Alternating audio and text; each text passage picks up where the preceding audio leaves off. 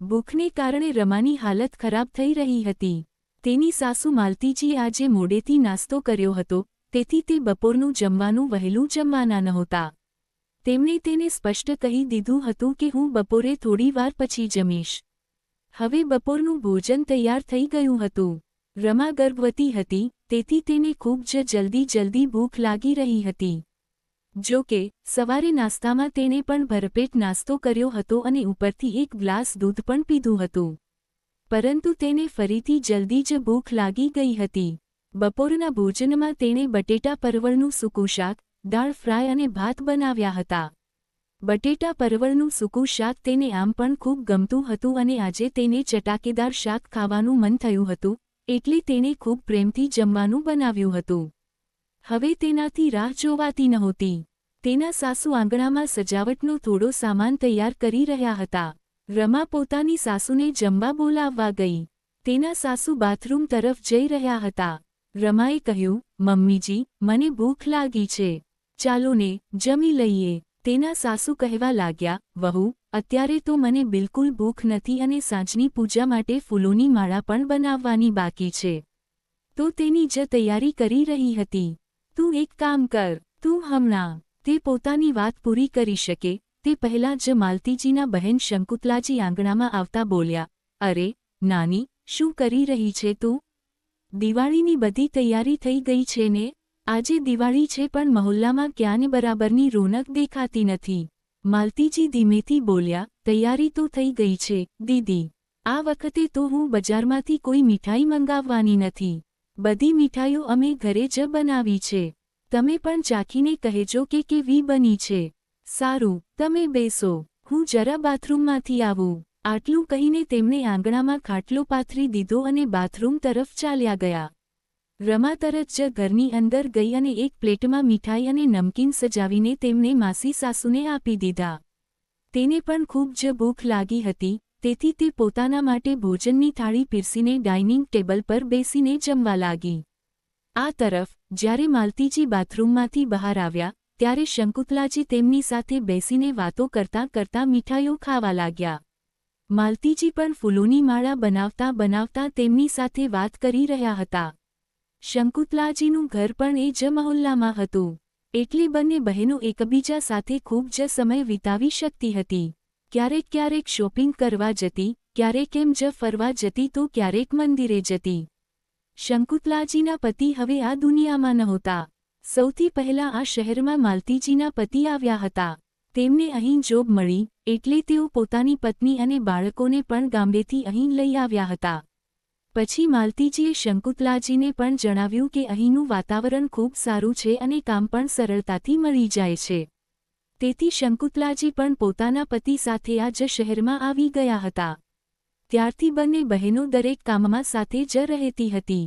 જ્યારે માલતીજીના પતિએ આ મહોલ્લામાં જમીન લઈને ઘર બનાવ્યું, તો થોડા વર્ષો પછી શંકુતલાજીના પતિએ પણ આ જ મહોલ્લામાં ઘર બનાવી લીધું, જેથી અજાણી જગ્યાએ બંને પરિવાર એકબીજાની સાથે રહી શકે. તેથી સુખ દુઃખમાં બંને પરિવારો એકબીજા સાથે ઊભા રહેતા હતા. માલતીજીને પણ સારું લાગતું હતું કે ગામડેથી દૂર અહીં શહેરમાં પોતાનું કહેવા માટે તેમના બહેનનો પરિવાર છે. માલતીજીનો સ્વભાવ તો ખૂબ જ નમ્ર હતો, પણ શંકુતલાજી થોડા તીખા સ્વભાવના હતા. તેમને જલ્દી કશું પસંદ આવતું નહોતું. પરંતુ આજે મીઠાઈ ખાઈને શંકુતલાજી કહેવા લાગ્યા, મીઠાઈ તો ખૂબ સરસ બની છે. તો માલતીજી કહેવા લાગ્યા, હા, બીજું શું હોય? આજકાલ બજારમાં કેટલી ભેળસેળવાળી મીઠાઈઓ આવે છે, એટલે મેં અને વહુએ મળીને ઘરે જ બધું તૈયાર કરી લીધું છે. ઘરની સાફ સફાઈ તો પહેલાં જ થઈ ગઈ હતી. રમણે અને તેના બાબુજીએ મળીને છત પર લાઇટો પણ બહુ સારી લગાવી છે. રાત્રે જ્યારે લાઇટ થશે, ત્યારે ખૂબ જ સરસ લાગશે. બંને વાતો કરી જ રહ્યા હતા. ત્યારે શંકુતલાજી કહેવા લાગ્યા, અહીં તો હવે ગરમી લાગી રહી છે. ચાલો, આપણે હોલમાં બેસીને વાતો કરીએ. બંને બહેનો જ્યારે હોલમાં પહોંચ્યા, ત્યારે શંકુતલાજીએ જોઈને આશ્ચર્યચકિત થઈ ગયા કે રમા બપોરનું ભોજન જમી રહી હતી. તે ગુસ્સામાં બોલ્યા, વહુ, આ શું કરી રહી છે તું? તું એકલી બેસીને બપોરનું જમવાનું ખાઈ રહી છે? રમા થોડી ગભરાઈ ગઈ. પછી ધીમેથી બોલી, માસીજી, મને ખૂબ જ ભૂખ લાગી હતી. શંકુતલાજી ગુસ્સામાં મોં બગાડતા કહેવા લાગ્યા, આજે તો દિવાળીનો તહેવાર છે. તહેવારના દિવસે તો ઓછામાં ઓછું સાસુને પહેલાં જમાડી દેવા જોઈએ. તારી સાસુ મારી સાથે બેસીને થોડી વાતો શું કરવા લાગ્યા, તું તો એકલી જ પોતાની થાળી સજાવીને બેસી ગઈ. ભાઈ, મેં તો આવી ભૂખડી અને ચટોરી વહુ ક્યારેય જોઈ નથી. મારી વહુ તો મને ખવડાવ્યા વગર એક કોળિયો પણ નથી ખાતી. પછી માલતીજી તરફ જોઈને બોલ્યા, મને તો તારા માટે ખૂબ દુઃખ થઈ રહ્યું છે. જો અત્યારથી આ જ હાલત છે, તો તારા વૃદ્ધાવસ્થામાં તારી આ વહુ તારી શું સેવા કરશે?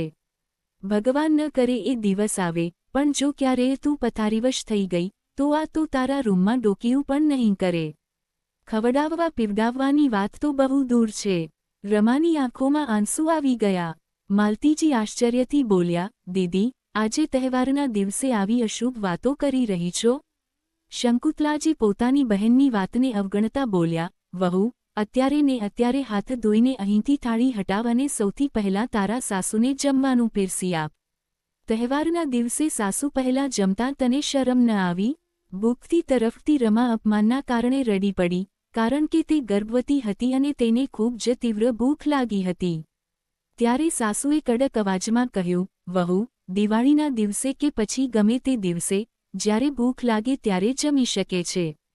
દીદી, તમને દેખાતું નથી કે વહુ ગર્ભવતી છે? આવા સમયે તે પોતાની ભૂખને કાબૂમાં રાખીને કેમ બેસે? અને વળી, મેં તો શરૂઆતથી જ તેને કહ્યું છે કે ખાવા પીવા માટે કોઈની રાહ જોવાની જરૂર નથી. જમવાનું તૈયાર હોય તો જ્યારે ભૂખ લાગે ત્યારે કાઢીને આરામથી ખાઈ લે, અને બાકીના લોકો પણ પોતપોતાના સમય પ્રમાણે જ જમે છે. મેં સવારે ભારે નાસ્તો કર્યો હતો, એટલે મને આટલી જલ્દી ભૂખ નથી લાગી. એટલે મેં જ એને કહ્યું કે તને ભૂખ લાગી હોય તો તું ખાઈ લે. આમાં આખરે ખોટું શું છે? તમે તમારું જ વિચારો ને. ક્યારેક ક્યારેક તમને વહેલી ભૂખ લાગી જાય છે, તો શું તમે વહેલું નથી જમી લેતા? કોઈના ખાવા પીવાથી માન અપમાન કેવી રીતે જોડાઈ જાય છે? મને તો આજ સુધી આ વાત જ સમજાઈ નથી. જો વહુની જગ્યાએ તમારી દીકરી હોત, તો શું તેના માટે પણ તમે આવું જ વિચારત? મેં પોતે મારી આંખોથી જોયું છે કે જ્યારે તમારી દીકરી ડિલિવરી માટે પિયર આવી હતી, ત્યારે તમે જમવાનું બનાવીને સૌથી પહેલાં તેને ખવડાવતા હતા. ત્યારે તો તમે એ નહોતા જોતા કે બીજા કોઈએ જમ્યું કે નહીં. માલતીજીની વાત સાંભળીને શંકુતલાજી હવે અચાનક શાંત થઈ ગયા. આ તરફ રમાની આંખોમાંથી ખુશીના આંસુ વહેવા લાગ્યા કે તેના સાસુએ તેનો સાથ આપ્યો. હવે શંકુતલાજી એકદમ ચૂપ થઈ ગયા. તો રમાએ આભારની નજરે પોતાના સાસુ તરફ જોતાં કહ્યું, આભાર, મમ્મીજી, કે તમે એક વહુની ભૂખ વિશે વિચાર્યું. નહીંતર મેં ઘણા એવા લોકો જોયા છે, જે હંમેશા એવું જ ઈચ્છે છે કે વહુ બધાને ખવડાવ્યા પછી સૌથી છેલ્લે જમે. પણ તમે ખૂબ સારા છો. આટલું કહીને તે પોતાના સાસુને ગળે લાગી ગઈ. શંકુતલાજી શર્મિંદા થઈને ત્યાંથી ઉઠીને ચાલ્યા ગયા.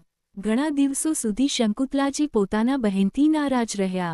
પરંતુ માલતીજી ખોટા નહોતા, એટલે તેમણે આ વાત પર વધારે ધ્યાન ન આપ્યું, કારણ કે બીજાઓને ખુશ રાખવાના ચક્કરમાં તે પોતાની વહુ સાથે પોતાનો સંબંધ ખરાબ કરવા માંગતા નહોતા.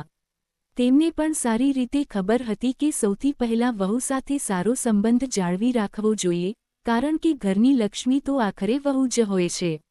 રમા તે દિવસ પછી પોતાના સાસુની વધુ ઇજ્જત કરવા લાગી. બોધ, દોસ્તો, પરિવારમાં સ્નેહ અને સમજ સૌથી મોટી પરંપરા હોય છે. તહેવારનો અર્થ માત્ર રીતરિવાજ નિભાવવો જ નહીં, પણ એકબીજાની જરૂરિયાતોને સમજવું પણ હોય છે. સાસુ જો વહુની પરિસ્થિતિને સમજે અને વહુ સાસુનો આદર કરે, તો ઘરમાં દરરોજ દિવાળી જેવો પ્રકાશ છવાયેલો રહે છે.